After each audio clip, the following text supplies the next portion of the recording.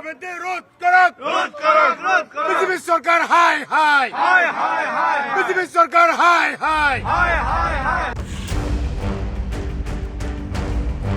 ৰাজ্যত অভাৱনীয় হাৰত বাঢ়িছে খাদ্য সামগ্ৰীৰ দাম। আকাশলংঘী দাম বৃদ্ধিক লৈ সৰব বিৰোধী। বিধানসভাৰ দ্বিতীয় দিনা সদনৰ ভিতৰে বাহিৰে প্ৰতিবাদ। इस चुनाव पूर्व निर्वाचन प्रबंधन ने 126 में से ৰাজ্যপালৰ ভাষণ আধাতে সামৰি কংগ্ৰেছ বিধায়কৰ সদন ত্যাগ।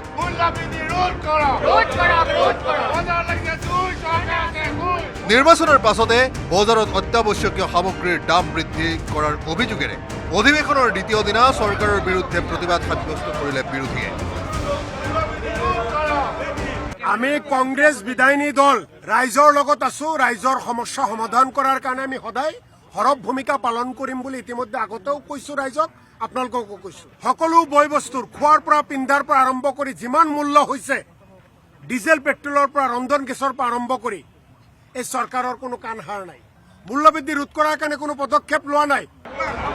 কেৱল সদনৰ বাহিৰতে নহয়, বিধানসভাৰ কাৰ্যক্ৰমণিকা অনুসৰি ৰাজ্যপালৰ ভাষণ আৰম্ভ কৰাৰ লগে লগে সদনৰ ভিতৰত বিৰোধীৰ যুদ্ধংদেহী প্ৰতিবাদ। হাতে হাতে প্লে কাৰ্ড লৈ প্ৰতিবাদ সাব্যস্ত কৰিলে বিৰোধী বিধায়কে। অত্যাৱশ্যকীয় সামগ্ৰীৰ দাম বৃদ্ধি নিয়ন্ত্ৰণত চৰকাৰ চূড়ান্ত ব্যৰ্থ হোৱাৰ অভিযোগ বিৰোধীৰ। তেখেতলোকে এতিয়া চৰকাৰখনক প্ৰশংসা কৰাত লাগিছে, সেইকাৰণে আমি তাত প্ৰতিবাদ কৰিলোঁ। তেখেতলোকে প্ৰতিবাদৰ ভূক্ষেপ নকৰিলে আৰু আমি সেইকাৰণে ওলাই আহি আমি সদনৰ ত্যাগ কৰিছোঁ। আৰু আমি স্পষ্টভাৱে কৈছোঁ যে এই চৰকাৰখন বিফল হৈছে মূল্যবৃদ্ধি কণ্ট্ৰল কৰাত। ৰাইজৰ পেটৰ তাৰণা হৈছে, ৰাইজে খাবৰ কাৰণে চিন্তা কৰিব লগা হৈছে, তেল ভৰাবলৈ চিন্তা কৰিছে, ইলেকশ্যনৰ আগত বেলেগ কথা কৈছে আৰু ইলেকশ্যনৰ পাছত বেলেগ কাম কৰিছে। কংগ্ৰেছৰ লগতে খাদ্য সামগ্ৰীৰ দাম বৃদ্ধিক লৈ প্ৰতিবাদত ভাগ ল'লে ৰাইজৰ দলেও। অৱশ্যে কংগ্ৰেছ বিধায়কৰ সৈতে সদন ত্যাগ নকৰিলে ৰাইজৰ দলে। বিপৰীতে ৰাজ্যপালৰ ভাষণৰ মাজতে টিপ্পনী দি থাকিল অখিল গগৈয়ে। অসমৰ ৰাজ্যপালৰ সন্মুখত, অসমৰ BPFৰ মন্ত্ৰীৰ সন্মুখত আৰু অসমৰ অধ্যক্ষৰ সন্মুখত, বিধানসভাৰ অধ্যক্ষৰ সন্মুখত আমি চিঞৰি চিঞৰি কৈছোঁ, আমি কৈছোঁ যে মূল্যবৃদ্ধি ৰোধ কৰিবৰ কাৰণে চৰকাৰে বিহিত ব্যৱস্থা গ্ৰহণ কৰিব লাগে, বস্তুৰ নিয়ন্ত্ৰণৰ ব্যৱস্থা কৰিব লাগে আৰু লগে লগে বিজেপি আৰু BPFে চলাই থকা যিটো চিণ্ডিকেট, এই চিণ্ডিকেটটো বন্ধ কৰাৰ ব্যৱস্থা কৰিব লাগে। পিছে বিৰোধী কংগ্ৰেছৰ প্ৰতিবাদক গুৰুত্ব নিদিলে শাসকীয় পক্ষই। বিৰোধীৰ সদন ত্যাগৰ পাছতো কাৰ্যক্ৰমণিকা অনুসৰি চলি থাকিল ৰাজ্যপালৰ ভাষণ। কংগ্ৰেছৰ দাম বৃদ্ধিৰ অভিযোগক লৈ বিধায়ক ৰমাকান্ত দেউৰীৰ মত, গাঁৱত বৃদ্ধি হোৱা নাই খাদ্য সামগ্ৰীৰ দাম।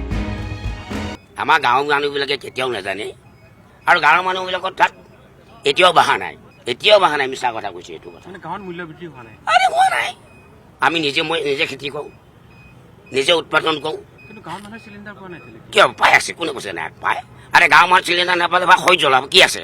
গাঁওবিলাক সাধাৰণতে যিবিলাক বস্তু পায় এতিয়া মানুহে গম পোৱা নাই। সাধাৰণ মানুহে নিজস্বভাৱে চলি আছেতো, সেইটো গম পোৱা নাই। গতিকে বৃদ্ধি হোৱাটো এটা স্বাভাৱিক হ'বই।